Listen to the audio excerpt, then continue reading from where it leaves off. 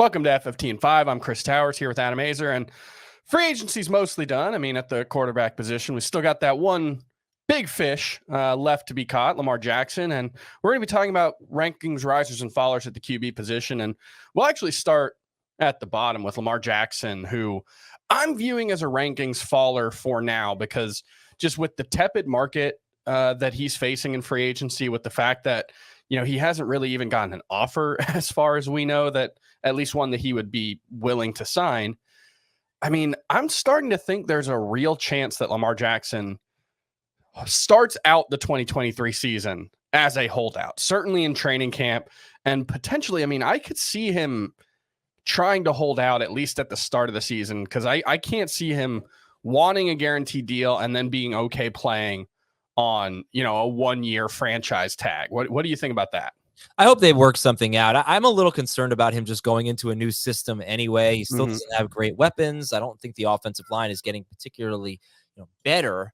So he's not really a guy that I look to draft because there's always someone that's a little bit higher. But if he made it to me at like QB 6 or 7, I'd consider it. But I just because of the rushing potential. But I'm a little scared of the Lamar Jackson situation right now.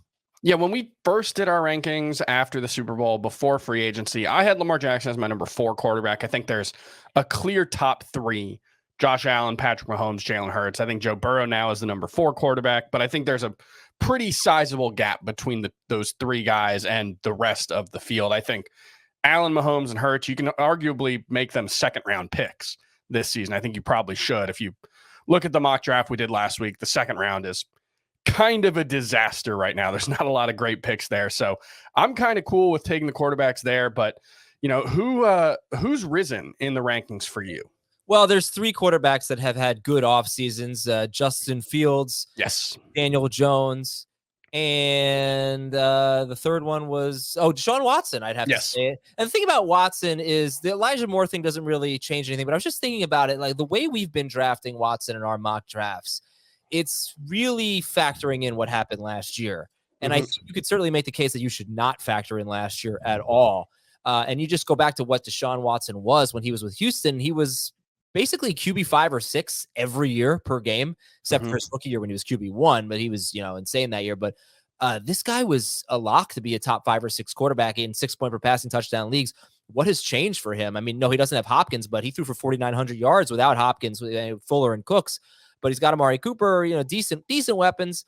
And I saw on Sunday, as we're recording, the Browns are one of 2 teams that are most interested in Jerry Jeudy, according to reports. Now, maybe that's changed with the DJ Moore trade, but I would imagine it hasn't, because DJ Moore's a fine player, but that's still a wide receiver core that could be upgraded. So he could be a big riser. He went 117th overall in the mock draft we did this week. I think, right. People don't like him. All I'm saying is that he's great value right now. He's probably still one of the best quarterbacks in fantasy. And in terms of Fields and Jones, it's just obvious they've got better weapons. And I think there will be another one added via the draft for the Giants.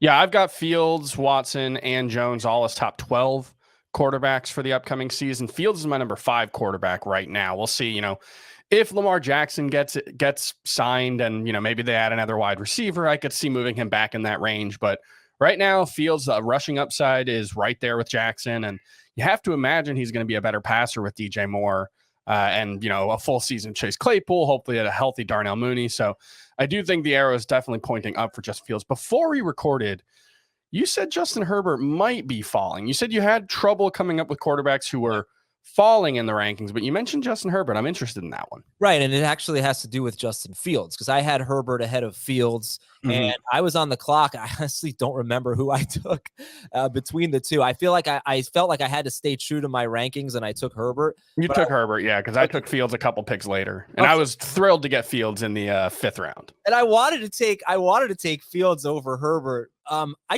I don't love the look of the offense. They don't have dynamic playmakers. Keenan Allen's a solid player. I think he's a great value. Mike Williams could have a good year. I don't think these guys are going to help the way Jamar Chase helps Joe Burrow. Yeah. They're going to help Justin. They need speed. Justin Herbert, pardon me. They do need some speed.